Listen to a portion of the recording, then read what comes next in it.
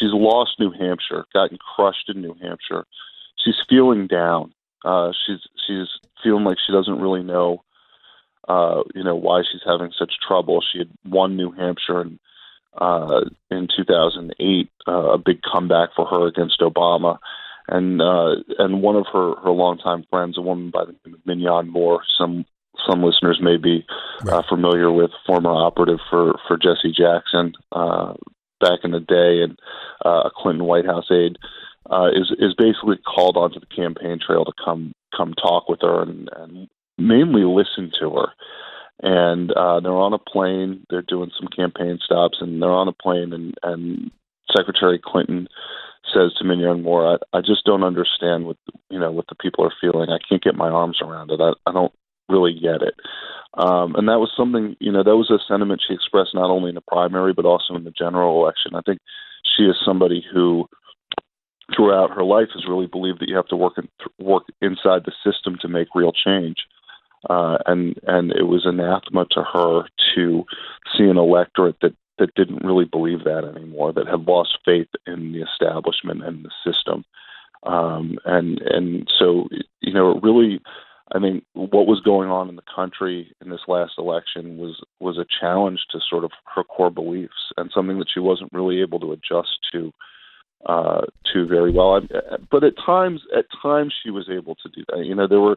There were things about this campaign. There was a movement of her towards some progressive values that I think had a more universal appeal. But she didn't tap into it the way that Bernie Sanders did, and she didn't tap into it the way that Donald Trump did. She couldn't get out of that establishment construct. You mentioned Minyon Moore, John Allen with us, folks. You mentioned 12 minutes before the hour, Minyon Moore came on the plane, and you said she listened to Hillary. Tell us a bit more about that encounter. And then ultimately, you write, John, that Minyon Moore came in to play more of a leadership role in the campaign, sidelining Robbie Mook, and even to the point where Hillary Clinton stopped speaking to Robbie Mook, you report. Yeah, so there's really an interesting dynamic on the campaign where Clinton loses faith in, during the primary fairly early on, after elections start coming in, starts to lose faith in her leadership team. She essentially demotes Joel Benenson, the chief strategist. She raises up a guy named Jake Sullivan, who was her policy director and who had been with her at the State Department, and makes him the de facto chief of staff. The political director, Amanda Renteria, keeps her title but basically loses her staff.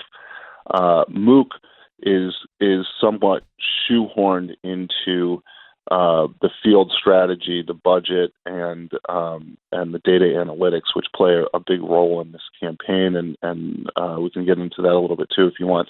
But basically, Minyon Moore comes in.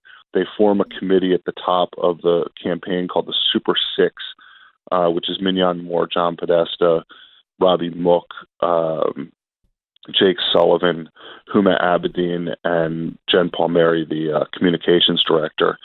And Minyon Moore was the eyes and ears for Hillary Clinton, and she was there to help, to somewhat help mentor some of the younger staffers and bring some of their concerns to the fore.